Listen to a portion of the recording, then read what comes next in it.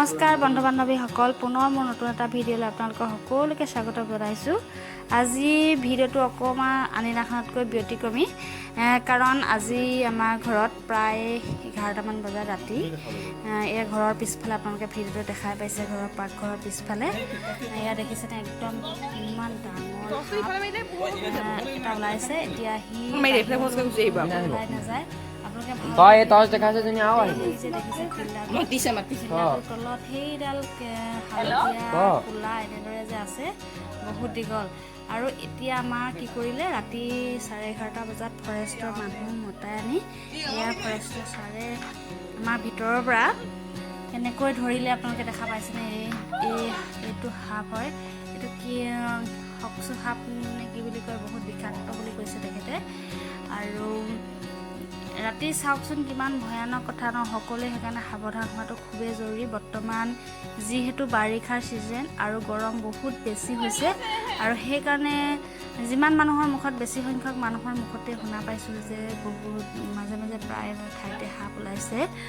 গতিকে আপোনালোকেও সাৱধান হ'ব। আঁঠুৱা নতৰাকৈ ৰাতি নুশুব বা পকাত বা মাটিত নুশুব, কাৰণ এয়া দেখা পাইছে আজি এইটো ওলালে। যোৱাকালি মই পিছফালে কিবা কাম কৰি থাকোঁতে হঠাৎ এতিয়াও মই দেখা পাইছোঁ। অৱশ্যে আজি যিডাল ধৰিছে সেইডাল অৱশ্যে নহয়, বেলেগ এডাল আছিলে। সেইডাল গাঁতত সোমাই গ'ল। মই আৰু ঘৰত যিহেতু অকলে আছিলোঁ দিনত, আৰু তেনেদৰে কাকো জনাবলৈ নাপালোঁৱেই, পাছতেও দেখা পোৱা নগ'ল। কিন্তু ইয়াক মানে আজি ধৰিবৰ কাৰণে এনেকুৱা ভাগ্য ভাল, সি যাবও পৰা নাছিলে। কাৰণ যিহেতু সাপ ওলাইছে বুলি যোৱাকালিৰ পৰা ওলোৱাৰ কাৰণে ফেনাইল গোটেই ঢালি থকা হৈছিলে পিছফালে গোটেইখিনি, সেয়ে হয়তো বেছিকৈ গোন্ধ পালে। আৰু আমাৰ মানে এনেকুৱা হ'ল, সাপ ওলোৱাৰ পাছত আমাৰ কাৰোৱে খোৱা বোৱা মানে ভয়, চবেই ভয় খাই এনেকুৱা নাৰ্ভাছেই ফিল কৰিছে। কাৰণ ভিতৰত এনেকুৱা এটা বস্তু ওলোৱাটো মানে কেনেকুৱা ডাঙৰ কথা সকলোৱে নিশ্চয় জানে। কাৰণ এই বস্তুটো সকলোৱে জ্ঞাত যে বহুত বিষাক্ত হয়, কিন্তু তেনেকুৱা এটা বিষাক্ত বস্তু ভিতৰত ওলাইছে, কিমান ভয় লাগে। তথাপিও বাবা ভোলানাথৰ যিহেতু বস্তু, সেয়ে ভগৱান বাবাকে চিন্তি পেলাই আমি আছিলোঁ। আৰু আশা কৰিছোঁ সেই তেখেতো মহাদেৱৰ কৃপাৰে তেওঁ বাবাই হয়, আৰু তেওঁ ভালকৈ সুকলমে থাকক বেলেগ এখন অৰণ্যত, বেলেগ এখন হাবিত। গতিকে মানুহৰ আমি আজি আমাৰ ঘৰত একো নকৰিলোঁ, তেখেতক হয়তো বেলেগৰ ঘৰত মাৰি পেলালে হয়। গতিকে আমি যিহেতু বাবাৰ ভক্ত বা আমি বাবাক পূজা কৰোঁ ঘৰৰ সকলোৱে, সেইকাৰণে আমি মাৰি পেলোৱাৰ তেনেকুৱা ধৰণৰ কথা মনলৈ আমাৰ কাৰোৱে অহা নাই। কাৰণ আমি সদায় এওঁক ভাবিছোঁ যে মহাদেৱ হয়, মহাদেৱৰ যিহেতু এটা অংশ বুলি কোৱা হয় সাপ। গতিকে তেখেতক ভালে কুশলে ভালকৈ ৰাখিবলৈ কাৰণে আমি ফৰেষ্টৰ লগত যোগাযোগ কৰিলোঁ। আৰু গতিকে আপোনালোকেও যদি কেতিয়াবা ঘৰৰ ভিতৰত এনেদৰে সাপ দেখা পায়, তেনেহ'লে আপোনালোকে ফৰেষ্টৰ জৰিয়তে এনেদৰে ধৰাব, মাৰি নেপেলাব।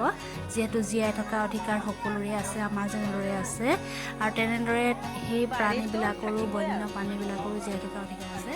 গতিকে এয়া দেখা পাইছে ফৰেষ্টৰে ধৰি আছে। ফৰেষ্টৰ ছাৰে ৰাতিখন আহিছে 11:30 বজাত ৰাতি দেই। আৰু আমাৰ ঘৰৰ মানুহৰ অশান্তি লগতেই চাওকচোন, এই অফিচাৰবিলাকেও তেওঁলোকে ৰাতি ডিউটি কৰি ৰাইজৰ কাৰণে, ৰাইজৰ সহায়ৰ অৰ্থত ৰাতি তেওঁলোকে আহি পাইছে আমাৰ ঘৰত। গতিকে বহুত থেংক ইউ। লগতে ADC মেমকো, ADC মেমে যিহেতু লগালগ আমাৰ এইখিনি কাৰণে যাতে খুব সোনকালে সুবিধা কৰি তেখেতলোকক পঠাই দিছে।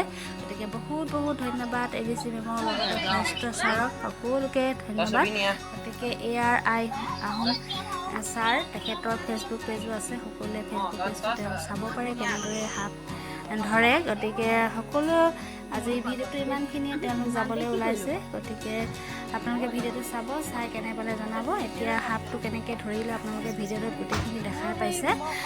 যিহেতু গোটেইখিনি কথা টানকৈ মই ক'বলৈ চেষ্টা কৰিলোঁ, আৰু সাপটো কিমান সহজে ধৰিলে আৰু কেনেকৈ ভৰাই লৈ গ'ল, আপোনালোকে ভিডিঅ'টো খুব মনকৈ চালে নিজে দেখিব। গতিকে আজিলৈ বাই বাই। আপোনালোককো ভিডিঅ'টো চাবলৈ অনুৰোধ কৰিলোঁ। ভিডিঅ'টো চাব আপোনালোকে, আৰু এখেতলোক গ'লগৈ ভিডিঅ'টো।